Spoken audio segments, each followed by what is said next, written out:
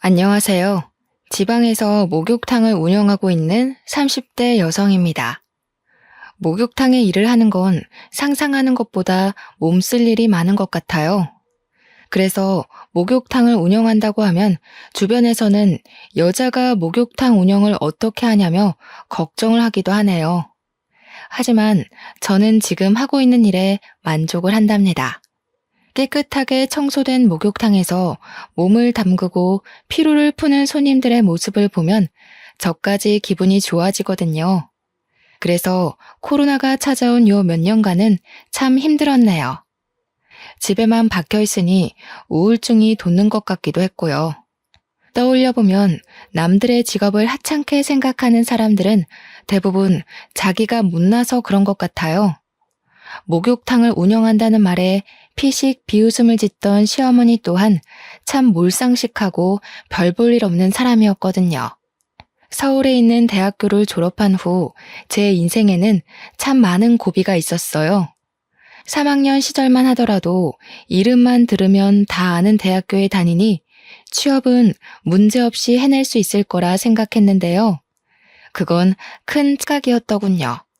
서류를 내는 기업마다 낙방을 하고 실패의 고비를 마시니 그제서야 취업이 얼마나 힘든 일인지 알게 되었죠. 꼭 붙을 거라 예상했던 회사의 최종 면접에서 낙방을 하자 자존심은 가뭄만 밑바닥처럼 말라버렸습니다. 그래서 서울에서의 모든 생활을 접고 부모님이 계신 지방으로 내려가게 되었죠. 지방으로 내려온 후에는 부모님과 함께 있어서인지 마음이 편해졌어요. 아침 일찍 일어나 목욕탕 청소를 하고 카운터를 볼 때면 서울에서는 느낄 수 없던 여유를 만끽할 수 있었거든요. 말일만 되면 부모님이 주시는 용돈을 받을 때면 부모님의 곁에서 평생 이렇게 살고 싶다는 생각까지 할 정도로 목욕탕에서 있는 일상은 참 마음에 들었습니다. 목욕탕을 출근한 지 한 달이 될 즈음 저는 가장 중요한 인연을 만나게 되었어요. 바로 남편이었습니다. 목욕탕 집 딸이라고 하면 사람들의 반응은 두 가지로 갈렸어요. 아직도 목욕탕을 운영하냐면서 칭찬을 하는 사람과 시대에 뒤처져서 전망도 없는 일에 매달린다고 하는 사람 말이에요. 남편은 이 중 후자에 해당되었습니다. 목욕탕에 처음 온 날 남편은 젊은 사람이 카운터에 앉아 있는 것을 신기하게 생각한 듯 보였어요. 그리고 목욕탕에 출근 도장을 찍은 지 일주일이 되어갈 때쯤 조심스레 카운터 테이블을 두드리며 말을 걸어왔죠. 애초에 속사정을 숨길 생각도 없었기에 있는 사실 그대로를 말해주었습니다. 취업에 실패한 것과 죽을 것 같이 힘들어 부모님이 운영하는 목욕탕 일을 도와주면서 시간을 보내고 있는 것까지요. 그랬더니 남편은 큰 상심을 했음에도 다시 자신이 할 일을 찾는 것 자체가 대단하다며 오히려 칭찬을 해주었습니다. 그런 남편의 모습은 정말 의외였어요. 다른 사람들 같았으면 대학교까지 나와 목욕탕 일이나 돕는 저를 꾸짖었겠지만 남편은 오히려 대단하다며 엄지를 치켜 세워줬으니까요. 그 한마디에 그만 남편에게 마음을 빼앗겨버렸죠. 그렇게 시간이 지나고 저희는 투명한 칸막이를 두고 이야기를 나누는 날들이 많아졌어요. 시골에서 젊은 사람을 보는 건 흔치 않은 일인 거잖아요. 박사 학위를 받은 남편은 지방 대학교에서 시간 강사로 일을 하고 있다고 했습니다. 남편은 학생을 가르치는 일이 얼마나 힘든지 푸념하기도 하고 교수가 될 수 있을지 없을지에 대한 걱정도 털어놓았는데요. 힘들었을 텐데 포기하지 않고 꾸준하게 노력하는 남편의 모습은 참 멋있게 느껴지더라고요. 그래서 만난 지 얼마 안 되었지만 마음을 열고 연애를 시작했던 것 같네요. 모아놓은 결혼 자금은커녕 변변한 취업 자리도 없는 제가 결혼을 할 수 있었던 건 오로지 남편의 노력 덕분이었어요. 프로포즈를 하며 반지를 끼워줄 때 모아놓은 돈이 없다며 거부를 했는데요. 오히려 남편은 자신이 더 열심히 돈을 벌면 된다며 맨몸으로도 좋으니 결혼만 해달라고 하더군요. 미안한 마음에 계속 밀어냈지만 남편은 그때마다 안심을 시키듯이 등을 두드려 주었고 그런 남편의 모습에 다시 한번 반해 만남을 이어갔네요. 그리고 연애를 한 지 1년 후 저희는 부부가 되었습니다. 취업은커녕 결혼 자금조차 모으지 못한 상태로 결혼할 수 있었던 것은 오로지 남편의 노력 덕분이었어요. 남편에 비해 너무나 부족한 걸 알기에 밀어냈지만 남편은 자신이 모아놓은 돈이 있으니 아무 걱정하지 말고 결혼 준비를 하자고 했는데요. 그 말이 진실이든 아니든 참 감동적이었죠. 무엇이든 자기가 다 책임진다는 게 쉬운 일이 아닌 거잖아요. 그래서 남편을 믿기로 굳게 마음을 먹었어요. 결혼 준비를 하면서 알게 된 사실은 시부모님이 굉장한 부자라는 사실이었습니다. 검사로 일하던 시아버지께서는 은퇴 후 이름만 대면 알만한 로펌으로 이직을 하셨고, 시어머니께서는 시아버지의 명의의 건물을 관리하면서 취미로는 그림을 그린다고 하시더군요. 남편이 있는 집 자식이라는 것을 알게 되자 부모님께서는 오히려 걱정을 하며 발만 동동 구르셨어요. 목욕탕을 하는 저희 집을 이해하지 못할 거라면서요. 어머니께서는 걱정으로 밤잠까지 설치시며 남편과의 결혼을 말리셨죠. 시어머니께서 고된 시집살이를 시킬 거라면서요. 부모님의 반대는 심했지만 그럼에도 남편과 결혼을 하고 싶었습니다. 어떤 일이 닥쳐온다고 해도 남편과 함께하고 싶었는걸요. 솔직히 고민이 되는 것은 사실이었어요. 하지만 시부모님께서는 제 생각과 달리 환한 얼굴로 저를 맞아주셨죠. 한술 더 떠 시아버지께서는 만나는 여자가 없어 걱정이었는데 이렇게 예쁜 며느리감을 데리고 왔다면서 기뻐하셨습니다. 그렇게 시부모님의 배려와 남편의 사랑 덕분에 분에 넘치는 결혼식을 하게 되었어요. 결혼 후 남편과 함께 다시 서울로 올라오게 되었죠. 그동안 지방대학교에서 일하던 시간 강사 기간이 끝났거든요. 서울에서 올라온 후로는 시댁에서 살게 되었는데요. 시부모님의 배려 덕분인지 참 편안한 일상을 보낼 수 있었네요. 시아버지께서는 무뚝뚝하기는 했지만 퇴근을 하실 때면 제가 좋아하는 맛의 치킨을 사다 주셨어요. 부모님보다 더 신경을 써주시니 너무 감사하면서도 한편으로는 돈만 먹는 돈벌레가 된 것 같아 기분이 썩 좋지는 않았습니다. 그래서 그림 작업에 열중하고 있는 시어머니를 대신해 집안일을 하려 옷소매를 걷어붙였죠. 하지만 설거지라도 할라치면 작업실에서 뛰어나온 시어머니께서는 그마저도 못하게 하셨어요. 집안일을 하는 가정부도 따로 있는데 왜 몸상하게 일을 하냐면서요. 시어머니의 만류에 집에서 할 수 있는 것이라고는 책을 보거나 먹은 것을 설거지통에 가져다 놓는 일뿐이었어요. 잘해주려고 노력하는 시부모님이나 교수 준비로 바쁜 남편에게는 말할 수 없었기에 친구들에게 푸념을 늘어놓는 시간이 점점 더 길어졌죠. 하지만 친구들은 이런 고충을 잘 이해하지 못하는 것 같았어요. 오히려 시집살이를 하는 자신을 놀리냐며 더러 화를 낼 뿐이었죠. 이렇다 보니 어디서 말도 못하고 속으로만 끙끙 앓는 날이 점점 늘어났습니다. 오죽하면 밖으로 나가 편의점 아르바이트라도 해야 하나 생각을 할 정도로요. 그러던 중 시댁 식구들이 모두 외출을 하고 가정부 아줌마와 둘이 남은 날이었습니다. 같이 모여 그릇 정리를 하던 중 가정부 아줌마께서는 어쩌다가 이런 집에 시집을 왔냐면서 걱정을 하셨어요. 가정부 아줌마의 말에 오히려 너무 잘해주셔서 몸둘 바를 모르겠다고 답을 했는데요. 아줌마는 한숨을 푹푹 내쉬면서 힘겹게 입을 여셨네요.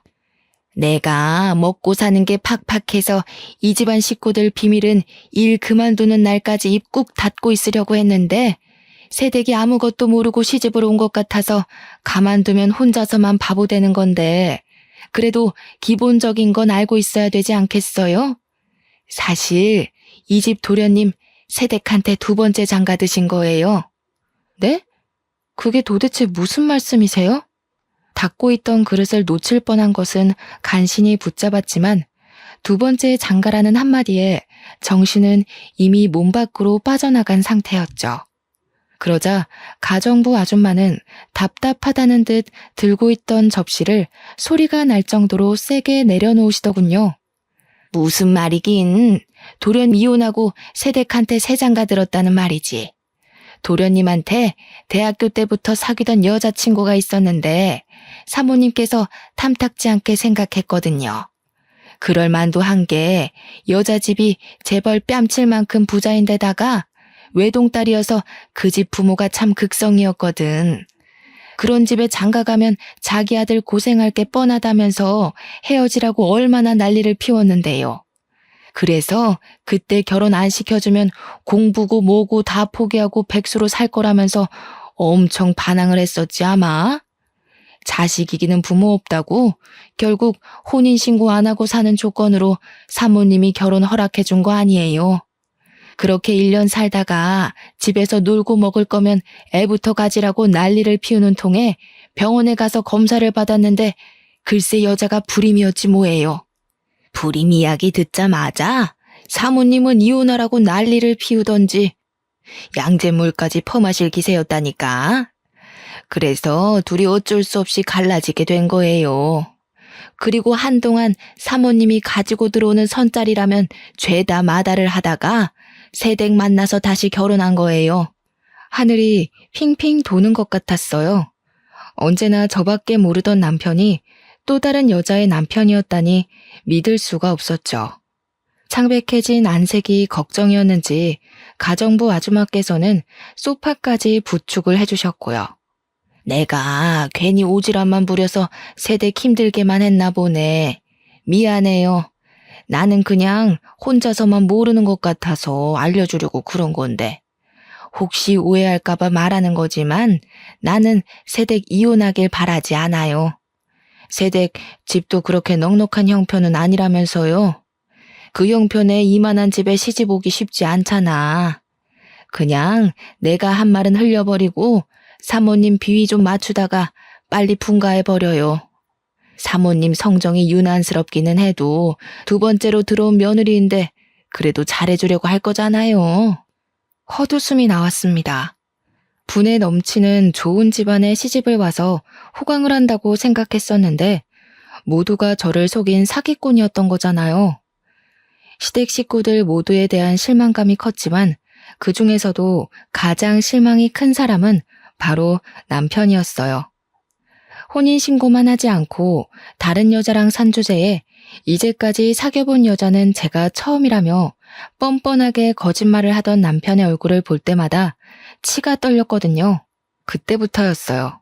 시댁 식구들이 잘해주려고 하는 모든 노력이 가식적인 행동으로 보이기 시작한 것이 말이에요. 시어머니께서는 여전히 딸이 생겨 좋다며 백화점에 가 비싼 옷과 가방을 사주셨지만 하나도 마음에 들지 않았어요. 전처럼 환하게 웃으면서 시어머니와의 시간을 즐길 수도 없게 되었고요. 속을 모르는 시어머니께서는 안색이 안 좋아 보인다면서 보양식을 파는 집으로 손을 끌고 가셨죠. 시어머니께서는 손수 닭다리를 찢어 앞접시에 놔주셨습니다. 닭다리 살을 발라 입에 넣자 시어머니는 여태까지 상상조차 할 수 없었던 질문을 하셨죠. 예, 너는 지금까지 만난 남자가 몇 명이나 되니? 네? 만난 남자라니요? 모른 척 하기는 우리 애 제외하고 사귀었던 남자가 몇 명이었냐 이 말이지. 솔직히 말해도 괜찮아. 옛날이야 부모들 때문에 남자 만나서 연애할 새도 없이 결혼을 했다고 하지만 요즘이 어디 조선시대도 아니고 어디 결혼 전에 남자 몇 번 만난 게 흠이니? 나 그렇게 앞뒤 분간 없이 고지식하게 꽉 막힌 시어머니 아니다. 그동안 생활비 벌고 취업 준비하느라 남자 만날 새가 없었어요. 그러니? 역시 그럴 줄 알았다니까. 대답이 마음에 들었는지 시어머니께서는 활짝 웃으시면서 박수까지 쳤어요. 확실히 오히려 집안 형편이 못 살아야 남자 경험이 없다니까? 부잣집 여자들은 그저 흥청망청 돈 쓰면서 옆에 남자 끼고 놀기 바쁜데 우리 새아가는 그동안 허튼 짓 안 하고 착실하게 살았구나. 노력만 하면 이번 연도 안에 금방 임신이 되고도 남겠어. 아직 저희 부부조차 생각하지 않았던 2세 계획을 시어머니께서 생각하시다니 조금 껄끄럽긴 했지만 사실대로 말할 수는 없었네요. 벌써 손자, 손녀의 얼굴을 그리는 시어머니의 행복을 깨고 싶지는 않았으니까요. 그래서 그냥 앞접시에 놓인 닭다리살만 열심히 발라먹었어요. 2달 정도의 시간이 흐른 후 시어머니는 상상보다 더 극성맞은 사람이라는 것을 알게 되었습니다. 해가 뜨기도 전에 나간 시어머니께서는 1시가 다 돼서야 집으로 들어오셨는데요. 현관문을 여실 때부터 이미 화가 잔뜩 나셨는지 씩씩거리면서 옷소매까지 걷어붙이셨어요. 얼른 찬물을 떠서 가져다 드리자 시어머니께서는 다짜고짜 저에게 손찌검하셨어요. 시어머니에게 맞은 뺨은 아프지도 않았어요. 오히려 당황스러운 것이 클 뿐이었는걸요. 가정부 아줌마도 있는 대낮에 그것도 갑자기 뺨을 맞으니 눈물조차 나오지 않더군요. 돌아간 고개를 간신히 돌리자 시어머니께서는 다시 한번 뺨을 때리셨죠. 10손가락도 모자라서 10발가락까지 합칠 정도로 남자들이랑 놀아난 주제에 감히 시애미한테 거짓말을 해? 집이 못 살아도 그 몸뚱이 하나 깨끗할 거라고 믿고 데리고 왔더니 남들이 쓰고 버린 행주를 며느리라고 들였어. 귀한 우리 아들한테 어쩜 이런 쓰지도 못할 행주 쪼가리가 달라붙었는지. 갑자기 왜 이러는 거예요? 이유라도 알고 맞아야 억울하지라도 않죠. 시어머니께서는 억울하지도 말라며 바닥으로 종이 한 장을 툭 던지셨어요. 종이에는 저의 생년월일이 적혀 있었죠. 지난밤 저에게 태어난 시간을 물어본 것이 의아했었는데 시어머니께서는 몰래 무당집에 가서 점을 보고 오신 거였습니다. 당사자인 저도 모르게 말이에요. 사주가 어떻게 나왔던 사람이 제일 중요한 법이잖아요. 그런데 시어머니께서는 오직 무당의 말만 맹신하는 것 같았어요. 억울함을 하소연했지만 그럴 때마다 시어머니께서는 듣기도 싫다며 귀를 막아버리셨죠. 이럴 줄 알았으면 결혼시키기 전에 미리 점집에라도 다녀오는 거였는데 내가 너무 급했어. 이 화상을 앞으로 어떻게 데리고 살아? 아이고, 우리 아들 인생을 어쩌면 좋으나. 그렇게 당하고도 내가 정신을 못 차리고 너무 서둘러 버렸어. 그래, 아무리 구멍난 행주라도 이미 우리 집에 왔으니 어찌됐던 기회는 주마. 올해 안에 아들을 낳아. 그러면 없던 일로 하고 예전처럼 착한 시어머니 노릇하면서 살아주마. 대신 애를 못 낳으면 당장 짐 싸서 친정 목욕탕 청소할 준비나 하고. 한 번만 제 말을 믿어달라고 했지만 시어머니는 이미 제가 여러 남자를 만나 방탕하게 놀았다고 생각하는 모양이었어요. 그래서 변명을 하려고 했지만 소용이 없었죠. 해명을 하려고 해도 시어머니께서는 저를 멀리 하셨거든요. 다른 식구들이 있을 때는 전과 똑같이 행동했지만 식구들이 출근을 하면 작업실에 콕 박혀 아예 한마디도 걸지 않으셨습니다. 다시 시어머니와 잘 지내보려 과일을 깎아서 가고 손수 물감 정리도 해보았지만 그런 노력들은 다 헛수고였네요. 쓸데없는 짓 할 시간에 어떻게 하면 애를 뵐지나 생각해라. 아유, 괜히 똥 묻은 개를 주워와서 내가 무슨 고생인지 모르겠다. 자기 똥도 못 닦는 개를 어디다가 쓴다고. 시어머니는 아기를 낳을 때까지 말도 걸지 말라며 경고를 하셨어요. 점점 심해지는 시어머니의 행동에 결국 남편에게 모든 것을 털어놓게 되었습니다. 남편은 분명 든든하게 제 편을 들어줄 거라고 믿어 의심치 않았죠. 그런데 이야기를 듣자마자 남편은 인상부터 찡그리더라고요. 가뜩이나 요즘에 교수 준비 때문에 바빠 죽겠는데 내가 이런 사소한 일까지 신경 써야 돼? 당신이 우리 집에서 하는 게 뭐가 있는데 우리 엄마가 다른 집처럼 빨래며 설거지하라고 윽박지르면서 시집살이를 시키기를 해. 아니면 나가서 돈이나 벌어오라고 내가 당신을 닥달하기를 해. 그냥 집에서 쉬면서 어머니 비위 맞춰드리기만 하면 되잖아. 그게 그렇게 어려워?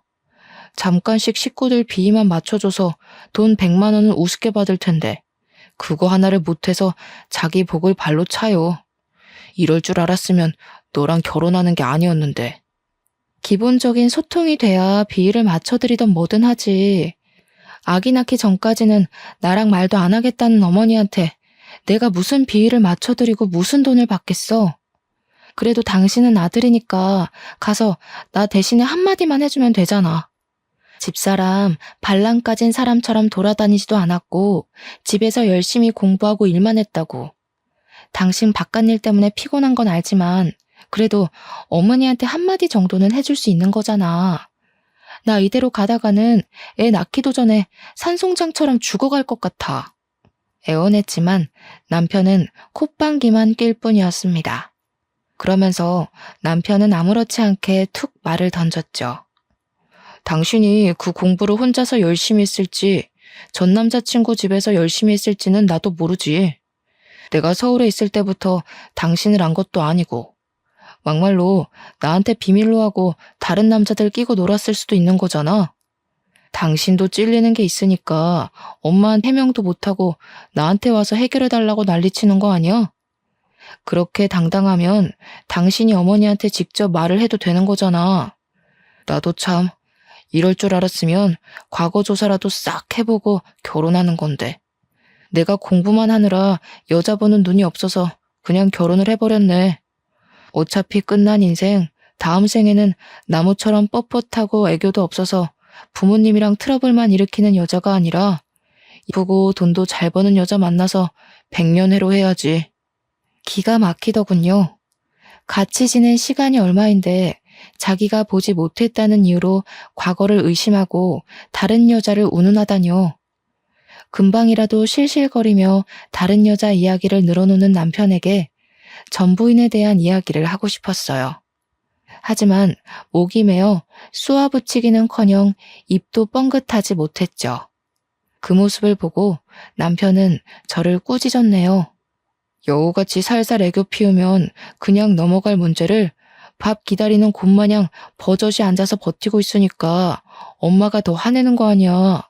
산에 있는 나무를 뽑아와서 산다고 해도 당신만큼 뻣뻣하지는 않을 거야. 무슨 여자가 애교가 없어? 결혼 전 다정하던 모습은 먼지 한 톨만큼도 찾아볼 수 없는 남편을 보며 친구들이 해줬던 말이 기억났어요. 남편은 결혼하자마자 바로 남의 편이 돼서 남편이라는 말이요. 제일 믿었던 남편마저 남의 편이라는 것을 알고 나니 실망감과 우울감이 동시에 덮쳐왔죠. 시댁 가족들은 여전히 이전과 똑같이 행동했지만 전처럼 기뻐하거나 같이 어울릴 수가 없었어요. 더 이상 시댁에 있는 것이 편하지도 즐겁지도 않았으니까요. 아무도 없는 곳에서 교모하게 괴롭히는 기술을 답답하게 만들었고 말끝마다 잘못을 운운하는 남편은 머리를 지끈거리게 만들었습니다. 더 괴로운 것은 시어머니의 아이 타령이었어요.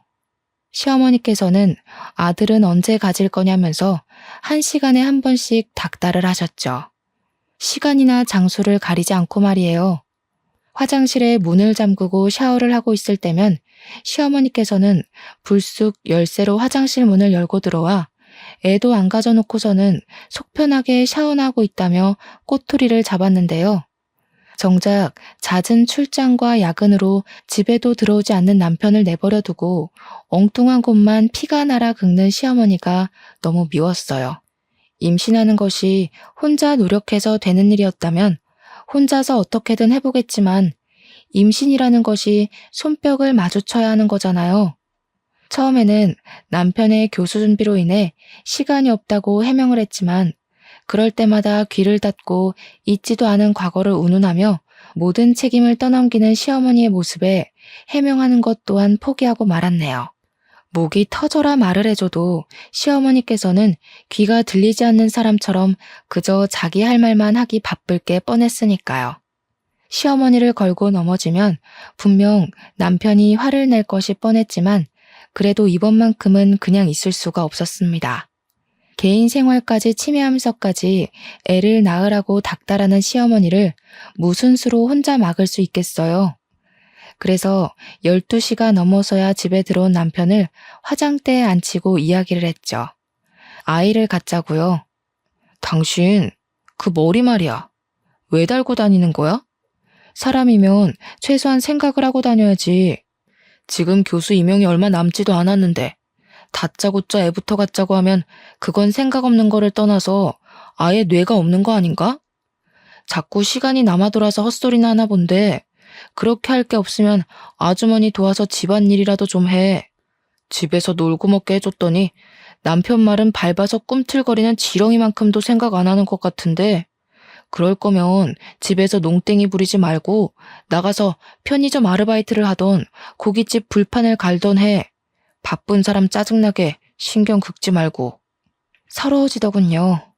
아무 생각 없이 아이를 갖자는 것도 아니고 시어머니의 등살 때문에 어쩔 수 없이 아이를 갖자고 한 건데 남편은 그것마저 못마땅하게 생각하는 듯 했어요. 이리저리 무시를 당하자 이럴 거면 차라리 결혼을 하지 말고 작은 회사로라도 취업을 할 거라면서 후회를 했죠. 일은 아무리 힘들어도 끝이 있는 법인데 남편에게 받는 무시나 시어머니에게 받는 스트레스는 억지로 인연을 잘라내기 전까지는 계속해서 이어지는 거니까요. 그래도 남편이 얼마나 교수를 하고 싶어 하는지 알았기에 꾹 참으며 시어머니의 잔소리를 견디고 견뎌냈습니다. 하지만 이런 노력에도 불구하고 남편은 보란듯이 교수 준비해서 시원하게 미끄러지고 말았네요. 교수 자리에서 완전히 떨어진 후 남편은 엄청난 상심을 한 것 같았어요. 서재에만 틀어박혀 얼굴조차 비치지 않았거든요. 어쩌다가 서재 문이라도 열려치면 남편은 불같이 화를 내면서 읽고 있던 책을 던지기까지 했습니다. 그러면서 교수 자리에서 떨어진 모든 이유가 아이를 갖자고 설쳤기 때문이라면서 길길이 날뛰었죠. 남편은 급기야 손찌검까지 하려고 했는데요. 배려 없는 남편의 행동을 보자 꾹 누르고 있던 울분이 터져나오더군요. 제발 그만 좀 해. 당신이야말로 그 잘난 머리로 한 번이라도 내가 왜 그랬는지 생각해보면 안 돼? 내가 미쳤다고 당신이 교수 준비하느라 바빠 죽는 거 뻔히 아는데 애 같자고 미친년처럼 날뛰면서 바짓가랑이 붙잡았겠어? 사람이 왜 이렇게 눈치가 없어? 책만 보던 머리 조금만 굴려도 답이 금방 나오잖아. 출퇴근하는 이모님도 내가 어머님한테 애 못 낳는다고 구박받는 거 알더라. 근데 살 부대끼면서 사는 당신은 도대체 왜 몰라? 아예 나한테 관심이 없어서 그런 거 아니야? 이럴 거면 차라리 혼자 책이나 보면서 조용히 살지. 왜 애꿎은 나를 당신 집안에 끌어들여서 잘 살고 있는 인생을 멋대로 망치냐고. 울고 불며 말을 하자 남편은 그제서야 이상한 낌새를 눈치챈 듯 싶었습니다. 가만히 우는 모습을 보고 있던 남편은 서재문을 열어 제끼고 시어머니를 불러와 물어보았죠. 남편이 물어보자 잠시 세모눈을 뜨던 시어머니께서는 금방 눈가에서 즙을 짜내면서 훌쩍거리셨어요. 아이고, 나이가 들면 죽어야지. 새아가한테 그렇게 너 안 바쁠 때 눈치껏 말하라고 했더니 기어코 일을 저질렀구나. 이래서 집안에는 여우 같은 여자가 들어와야 한다는 건데 이 애미도 괜히 너한테 애가지라고 닥달을 했겠니? 네 아빠가 얼마나 핏줄 타령하는지 잘 알잖니? 손주가 없으면 네 앞으로 점 찍어놓은 건물 사회 환원해버리겠다고 하는데 어쩔 수 있니? 아휴, 아무리 돈이 급했어도 우리 아들 속사정 봐가면서 밀어붙였어야 되는데 그저 애미가 죄인이다 죄인이야. 그런 일이 있었으면 나한테 진작 얘기해줬어야지. 나는 엄마가 그런 줄도 모르고 괜히 화만 냈잖아. 앞으로는 내가 잘할 테니까 너무 울지 마. 서로를 끔찍이도 생각하는 두 모자를 보자 금방까지만 해도 눈가에 매달려 있던 눈물까지 쏙 들어가는 걸 알 수 있었습니다. 정작 상처받은 장본인은 바로 앞에 있는데 남편과 시어머니는 자신들이 상처를 받은 것 마냥 서로를 보듬어주고 있었어요. 정말 어이가 없었죠. 저는 그저 아이를 담을 그릇 정도로만 생각하는 남편과 시어머니가 소름 끼쳤고요. 그 후 시어머니와 남편은 유난을 떨면서 아이를 가지라고 난리를 피웠어요. 시어머니께서는 아들을 낳는 비법이라며 매일 아침마다 굵은 소금으로 머리를 감으라고 닥달했고, 남편은 함부로 음식을 먹으면 안 된다면서 가정부 아줌마를 들들 볶았죠. 그 결과 저는 매번 비린맛이 그대로 날 정도의 싱거운 나물 요리만 먹어야 했고요. 매번 굵은 소금으로 머리를 감아 상처가 난 두피 여기저기에서는 피가 나고 제대로 먹지 못한 몸은 점점 말라가기만 했는데요. 그보다 더 힘든 것은 일상이 된 간섭에 정신이 점점 더 피폐해지는 것이었죠. 그래서 더욱더 아이를 원하지 않게 되었어요. 아이를 가진다면 간신히 기르고 있던 손톱만큼의 제 자신이 깎여 나갈 것 같았거든요. 하지만 신은 참 너무한 것 같았습니다. 기어코 간신히 붙잡고 있던 것마저 깎아내며 뱃속의 아이를 점지해 주셨거든요. 임신을 한 후 가장 기뻐한 것은 시아버지였어요. 시아버지께서는 아직 코딱지만큼도 안 되는 아이의 초음파 사진을 보면서 무슨 일이 있어도 꼭 변호사나 의사처럼 큰일을 하는 사람으로 키울 거라면서 호언장담을 하셨죠. 그러면서 대뜸 성별부터 물어보시더군요. 아직 알 수 없다고 말을 하자 시아버지께서는 하늘이 두 쪽 나도 아들일 거라면서 호언장담을 하셨습니다. 그래서 딸일 수도 있다고 말씀을 드렸어요. 그러자 시아버지께서는 절대 딸일 리가 없다며 불같이 화를 내셨고요. 아들, 딸을 차별하는 시아버지의 모습에 큰 충격을 받았죠. 그나마 시댁에서 정상이라고 생각했던 시아버지마저 정상이 아닌 거잖아요. 임신 소식을 알린 후부터 시댁 식구들은 오직 제 배만 쳐다보았습니다. 시댁 식구들은 조금이라도 움직일라 치면 아이에게 가만히 앉아 있으라면서 호들갑을 떨었어요. 그러면서 태아에게 좋은 5만 가지의 음식은 모두 먹기를 강요하셨죠. 그 중에서도 제일 먹기 힘들었던 것은 장어즙이었어요. 입덧으로 물냄새만 맡아도 구역질이 올라오는 상태에서 역하고 비리기까지 한 장어즙을 먹으라고 하는 것은 고문과도 같았죠. 다른 것은 그나마 코를 막고 먹을 수라도 있었지만 장어즙은 코를 막아도 역한 냄새가 입안에 감돌았기에 절대 먹을 수가 없었죠. 그래서 어느 순간부터 시댁 식구들의 눈을 피해 화장실이며 싱크대에 장어즙을 버리는 것은 일상이 되어버렸습니다. 하지만 그마저도 오래가지는 못했네요. 싱크대에 장어즙을 버린 것을 시어머니에게 들켜버렸거든요. 절대로 못 먹겠다고 선포를 하자 시어머니는 다 아이를 위한 것이니 참고 먹으라면서 억지로 입안에 장어즙을 들이부었는데요. 이상하게 장어즙을 먹은 후부터는 온몸에 두드러기가 올라왔고 기도는 숨을 쉬지도 못할 정도로 부풀어 오르더군요. 그래서 바로 남편에게 말을 한 것이고요. 원래 몸에 좋은 보약은 먹을 때나 먹고 나서 고통스러운 법이야. 너는 엄마가 되어가지고 자식 위해서 그 정도도 못 참는 게 말이 되니? 다른 엄마들은 몸이 아파도 뱃속에 애 잘못될까봐 아픈 것도 꾸역꾸역 잘 참는다는데 홀몸도 아니면서 너는 어떻게 다짜고짜 병원부터 가자는 말을 할 수가 있니? 나는 너같이 모성이 없는 애 뱃속에 있는 우리 손자가 너무 불쌍하다. 그렇게 아프면 방에 들어가서 잠이라도 자던가. 병원에 데려가 달라는 한마디만 했을 뿐인데 시어머니께서는 10마디도 넘는 꾸중을 늘어놓으셨어요. 참 마음이 씁쓸했습니다. 엄마라는 이유로 몸이 아픈 것도 말하지 않고 꾹꾹 참아야 하다니 너무 불공평하잖아요. 정작 애아빠 남편은 임신 전이나 임신 후나 똑같이 병원에 가고 똑같이 먹고 자는걸요. 시어머니는 계속 방에 들어가서 자라고 했지만 그럴 수 없었어요. 기도가 막혀서 숨을 쉴 수가 없었거든요. 그 자리에 쓰러지자 그제야 상황 파악이 된 시댁 식구들은 119를 불렀습니다. 저는 숨이 꼴딱꼴딱 넘어가기 직전 병원으로 갈 수 있었고요. 의사는 알레르기 반응이 심하게 와 조금만 늦었어도 목숨이 위험할 뻔했다고 말을 했어요. 그러자 시아버지와 시어머니는 당연하게도 뱃속 아기의 상태를 먼저 물으셨죠.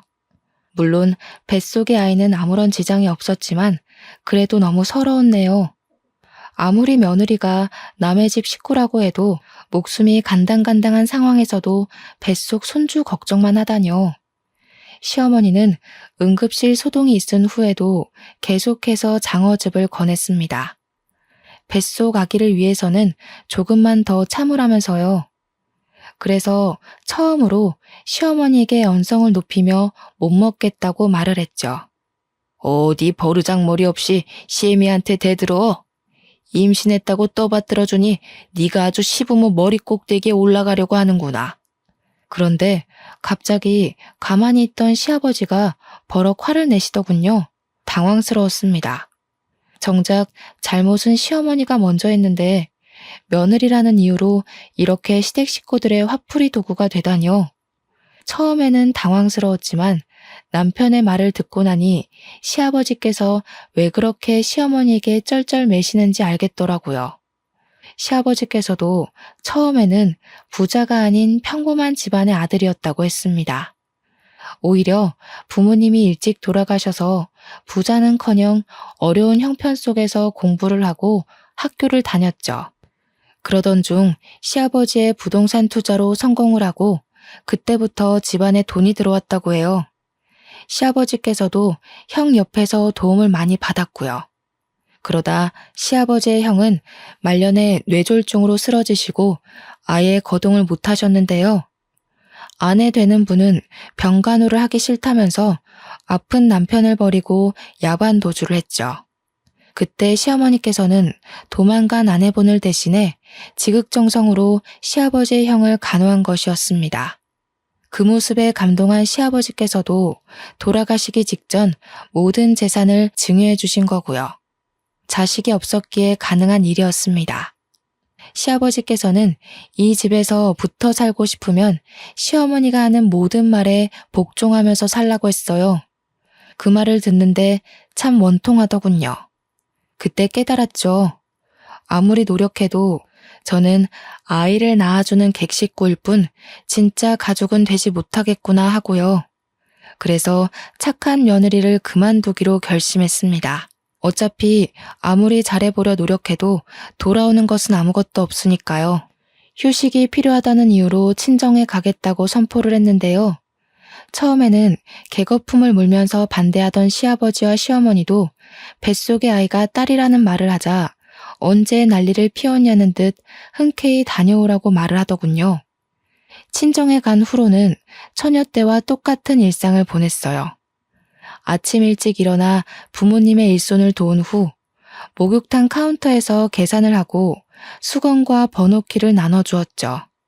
시댁에 있을 때와는 비교할 수 없을 정도로 몸을 움직이는 일들이 많았지만 정신만은 그 어느 때와 비교할 수 없을 정도로 편안했습니다. 그러던 중 언제부턴가 노숙자 한 명이 목욕탕 앞을 서성거리며 왔다 갔다 거렸어요. 처음에는 그냥 넘어갔지만 일주일 넘도록 목욕탕 앞에서 기웃거리다 보니 호기심이 들었죠. 그래서 왜 목욕탕 앞을 서성거리냐고 물어본 것이고요. 목욕을 하고는 싶지만 3,000원밖에 없어서 목욕탕 앞을 서성거리기만 한다고 대답을 했습니다. 모든 노숙자에게 다 그런 것은 아니었지만 유난히도 그 사람은 딱한 생각이 들더군요. 그래서 부모님에게 사정을 말하고 목욕을 할 수 있도록 도와주었죠. 샤워를 하고 나오니 노숙자의 얼굴은 부잣집 사모님처럼 기품이 넘쳤어요. 밖에서 떠들이 생활을 한 이유를 물어보자 노숙자의 눈가는 이미 촉촉해져 있었네요. 나도 처음부터 노숙자처럼 떠돌이 생활을 한 건 아니에요. 나도 결혼해서 평범하게 살고 있었어요. 근데 어느 날 남편이 미국 여행을 보내줘서 갔다 와 보니 이미 가족들은 이사를 간 직후더라고요. 너무 당황스러워서 연락을 해보려고 했는데 이미 연락처는 다 바꾼 상태였죠.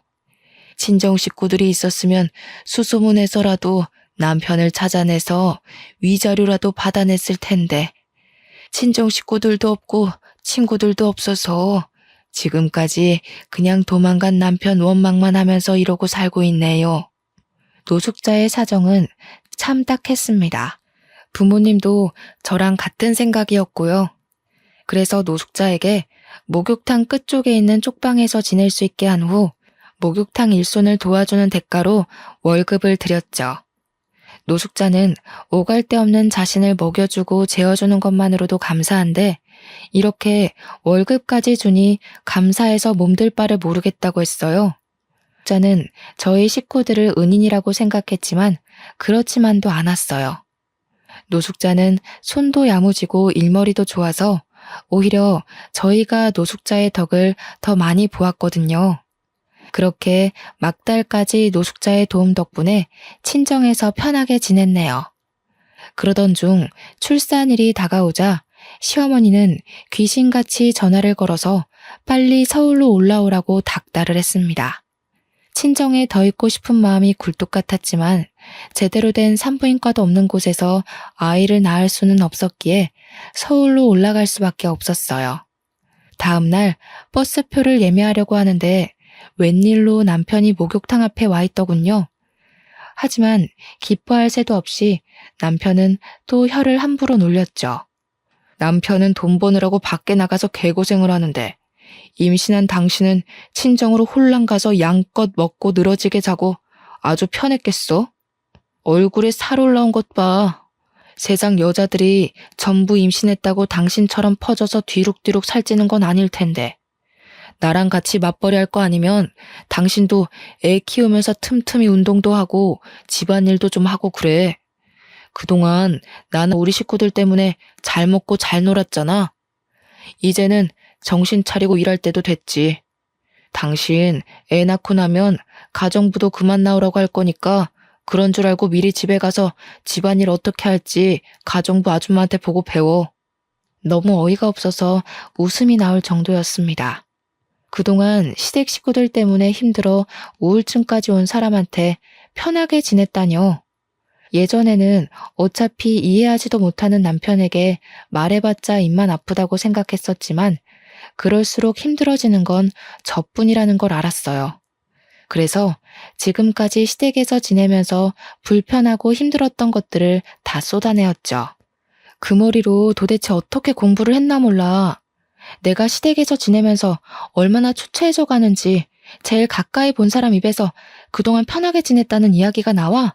임신 전에는 사이비 종교에 미쳐서 만나지도 않은 남자 만났다고 추궁하면서 사람 피 마를 정도로 괴롭혀놓고 임신하고 난 후에는 알레르기 때문에 먹지도 못하는 장어즙을 뱃속에 있는 애 생각해서 퍼마시라고 강요하는 시모가 눈 떠서 감을 때까지 괴롭히는데 당신 같으면 편하게 지낼 수 있겠어? 매번 낙방하는 교수 자리에 목매지 말고 집안 돌아가는 꼴이나 살펴. 최소한 남편이면 아무리 자기 부모가 중요해도 귓구멍이라도 열고 아내 말 정도는 들어줬어야지. 당신만 내 편이었어도 나 이 정도로 막 나가지는 않았을 거야. 나한테 한 가지 아쉬운 게 있다면 그건 당신도 똑같이 귓구멍 막힌 사람들이랑 살 기회가 없다는 거야. 참나. 목욕탕에서 물이나 퍼나를 뻔한 인생 부잣집 사모님으로 만들어줬더니 별소리를 다 하네.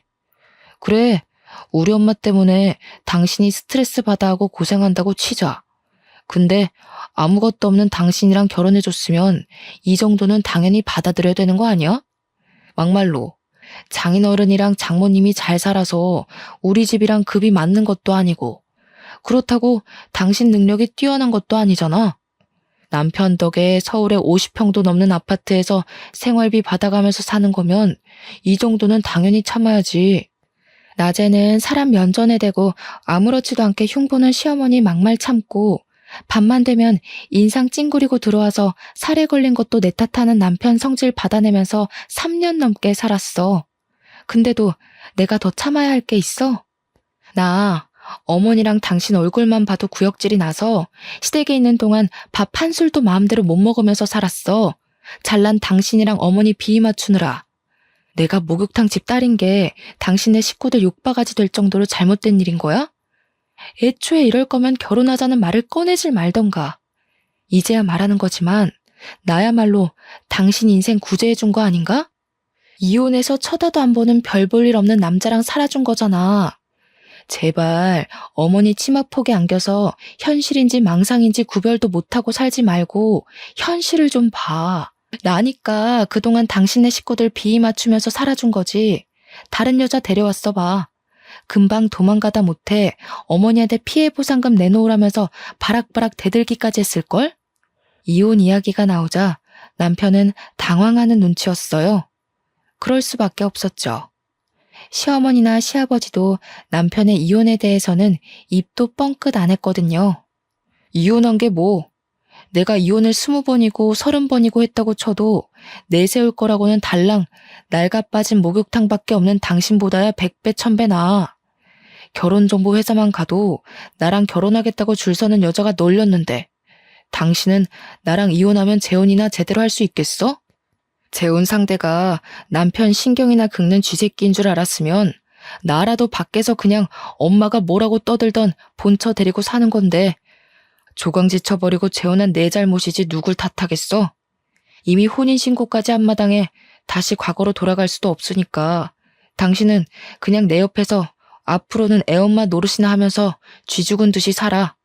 자신이 이혼했음에도 잘못한 것을 아는 것은커녕 반성조차 안 하는 남편의 태도는 어이가 없었는데요.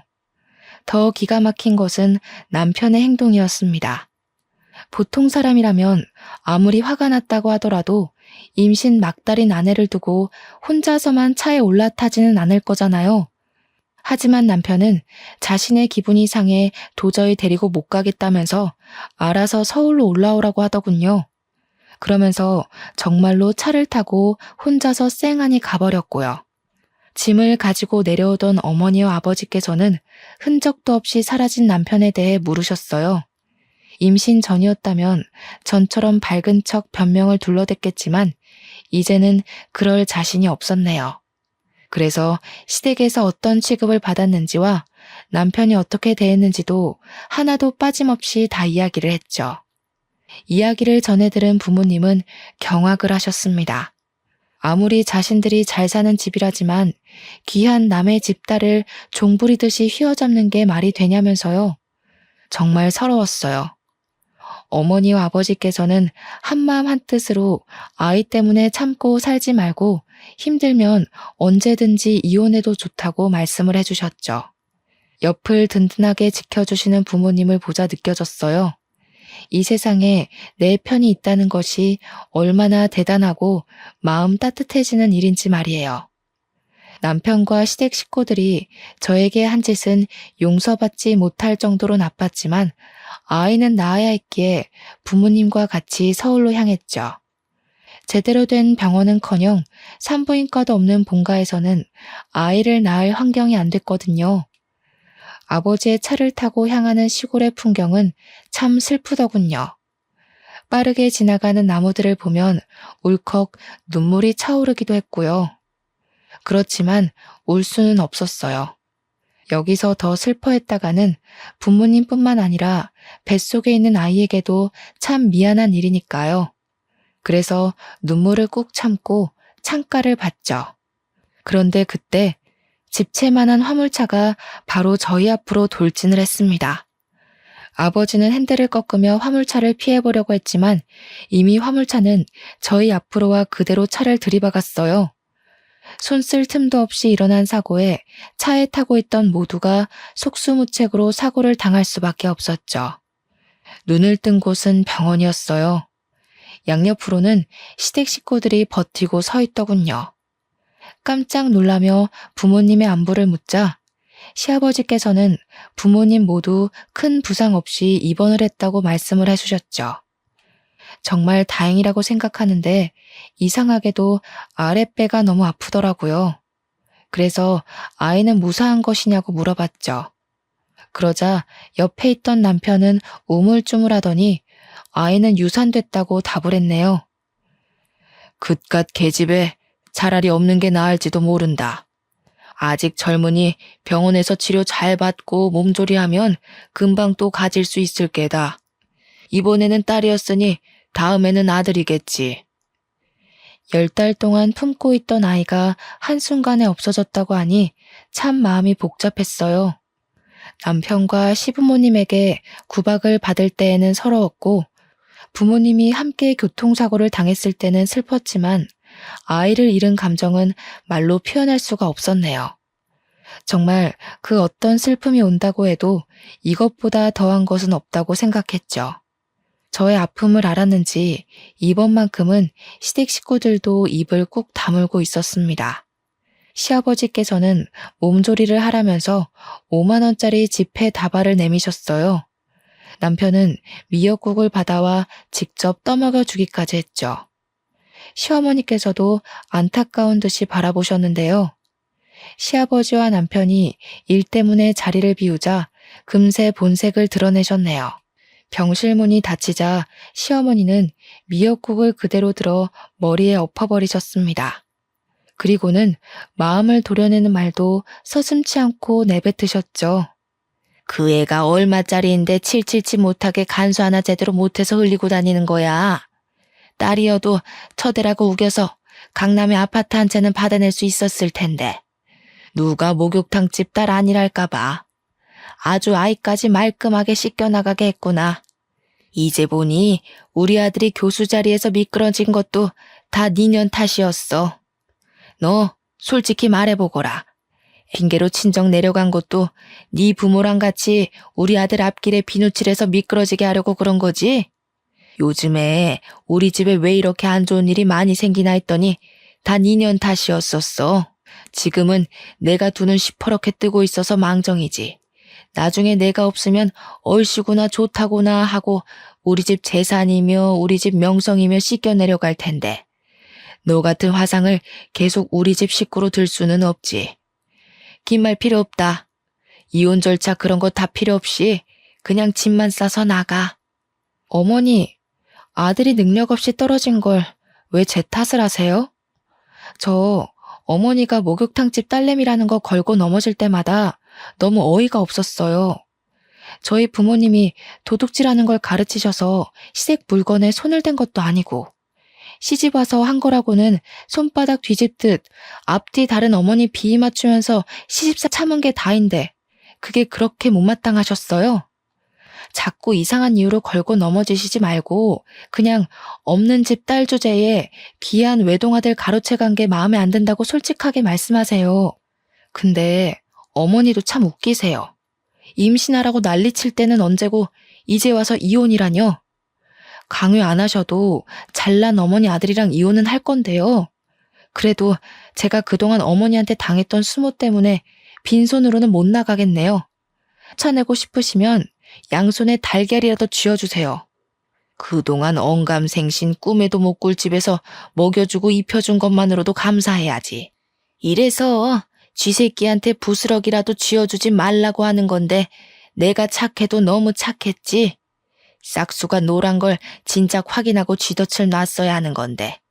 너 같은 거한테는 지금 들고 있는 돈 봉투도 과분한 건데. 왜 이러세요? 당장 내놔. 애도 흘린 주제에 뭘 잘했다고 돈까지 탐내? 너같이 돼버러진 것한테 나는 10원 한 장 못 준다. 시어머니는 급기야 시아버지가 주신 돈 봉투까지 빼앗으려 했습니다. 힘을 주며 뺏기지 않으려고 했지만 그럴수록 돈 봉투를 잡고 있는 시어머니의 손에는 힘이 잔뜩 들어갔어요. 기필코 돈 봉투를 빼앗으려고 하는 시어머니의 손톱은 그대로 손등을 파고들며 생채기를 냈고요. 어머니 논리대로라면 제가 유산한 것도 다 그이 때문이죠. 그이가 몇 마디 다퉜다고 성질 안 부리고 혼자 출발하는 일만 없었어도 제가 유산할 일도 저희 부모님이 다칠 일도 없었다고요. 이게 어디서 우리 아들을 걸고 넘어져? 남편의 이름이 나오자 시어머니는 손을 들어 올렸어요. 뺨을 내려치려는 게 분명했죠. 그 손 못 놔? 그때 노숙자가 호통치는 소리가 병실 안을 울렸습니다. 깜짝 놀란 시어머니는 노숙자를 보자 깜짝 놀라며 치켜 올린 손을 내렸죠. 노숙자가 가까워질수록 시어머니는 사색이 되어 바들바들 떨고 있었어요. 영문을 모르는 저는 가만히 있었고요. 그동안 한 번만 얼굴 보게 해달라고 그렇게 빌고 빌었는데 결국 내 소원이 통했나 보네. 이렇게 다시 만나게 된 걸 보면 말이야. 그래, 그동안 나 대신에 살았던 인생은 재미있었고. 형님이 여긴 어떻게... 남에게 고개 숙이는 것을 제일 싫어하던 시어머니는 바닥에 붙어있다시피 엎드려 노숙자에게 고개를 조아렸어요. 그런 시어머니를 내려보던 노숙자는 검은 봉지에 있던 죽을 꺼냈고요. 포장을 뜯은 노숙자는 김이 나는 죽을 그대로 시어머니의 머리 위에 부어버렸죠. 나는 누구랑 달리 인정이 넘쳐서 말이야. 마지막 가는 길인데 귀한 보양식 정도는 머리에 엎어줄 수도 있지. 앞으로는 길바닥에서 나 앉을지도 모르는데 충분히 영양 보충해야지. 형님 정말 왜 이러세요? 시어머니가 머리에 묻은 죽을 털어내자 노숙자는 곧장 시어머니의 뺨을 쳤는데요. 거기서 끝나지 않고 병실이 떠나가라 소리를 지르더군요. 이 몹쓸년! 노숙자가 시어머니를 거세게 몰아세우자 시모는 눈물을 뚝뚝 흘리며 무릎을 꿇었는데요. 시어머니가 노숙자를 부르는 모습이 참 가관이더군요.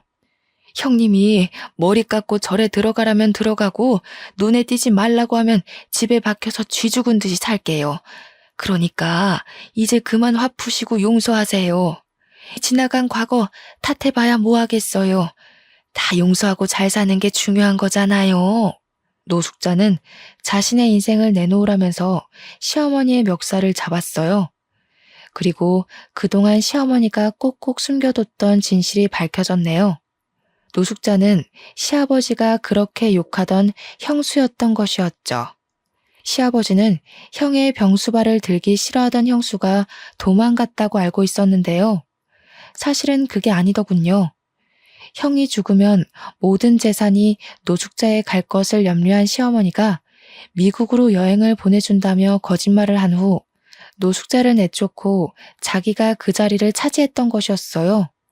노숙자는 당장 모든 사실을 시아버지에게 알릴 거라면서 시어머니의 핸드폰을 빼앗으려고 했어요. 시어머니는 차라리 자기를 죽이라면서 절대로 핸드폰을 빼앗기지 않으려고 했고요. 상황이 여의치 않아지자 노숙자는 당장 시아버지에게 전화하라고 말했습니다. 시어머니는 앞으로는 며느리 대접을 잘해줄 테니 절대 전화하지 말라며 어떻게 해서든 시아버지와 노숙자가 만나는 것을 방해하려고 했죠. 하지만 제가 시어머니의 말을 들을 이유는 없었어요. 그래서 바로 시아버지에게 전화를 걸었죠.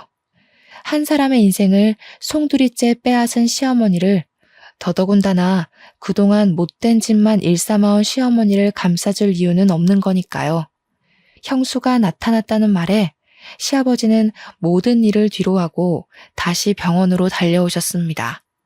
그리고 지금까지 모든 일을 전해 듣고서는 오열을 하셨네요. 형님이 죽을 때까지 형수님을 얼마나 보고 싶어하고 원망했는지 제일 잘 알던 사람이 어떻게 이런 끔찍한 짓을 저질러? 아무리 사람이 돈에 눈이 멀어도 그렇지 천륜도 저버린 당신이 사람이야? 당신이 이렇게 끔찍한 짓을 벌인 줄도 모르고 반평생 동안 형수 욕만 했으니 내가 너무 창피해서 지금 형수 얼굴을 볼 수가 없어. 그 후 시아버지는 그동안의 일을 속죄한다면서 노숙자에게 자신의 재산 중 절반을 뚝 잘라 넘겨주었어요. 남은 재산은 자신이 죽은 뒤 사회에 모두 환원한다고 하셨고요. 시아버지의 결정에 시어머니와 남편은 쌍수를 들며 반대를 했지만 시아버지의 뜻을 굽히지는 않으셨답니다. 시아버지께서는 가족의 인생을 빼앗은 죄인은 돈을 가질 자격이 없다면서 못을 박으셨거든요. 결국 본전도 못 찾은 시어머니는 자리에 드러누웠고 시아버지의 재산만을 누리며 그동안 교수 준비도 게을리하던 남편은 한 입시학원의 국어 강사로 취업을 했네요. 일을 다니게 되자 남편은 먼저 사과를 해오더군요. 그동안 자신이 시어머니의 치마폭에 쌓여 아픔을 헤아리지 못했다면서요. 이번 일을 계기로 남편은 정말 자신이 무엇을 잘못했고 어떤 것을 바로잡아야 하는지 알게 된 것 같았지만 지금은 잠시 본가에 내려와 목욕탕 일을 도와드리고 있어요. 아직은 남편을 용서할 마음이 없거든요. 노숙자는 유산을 상속받은 후에도 계속 저희 부모님과 가깝게 지내면서 목욕탕 일을 도와주고 있는데요. 저희 가족들에게 보답을 하고 싶다면서 지방의 아파트를 한 채씩 사주었네요. 이런 걸 보면 신은 참 불공평한 것 같으면서도 공평한 것 같습니다. 권선징악에 대한 것이라면 더더욱요. 여러분께서는 저처럼 악한 사람을 만나지 않고 언제나 선한 사람만 만나며 평탄한 인생을 살길 바랄게요. 혹시라도 이미 악한 사람을 만나 마음고생을 하고 있다면 너무 걱정하지는 마시고요. 죄를 살아서 받을지 죽어서 받을지는 모르지만 다른 사람을 괴롭힌 악한 이들은 언제나 심판을 받게 되어 있거든요. 긴 사연 들어주신 여러분, 감사합니다.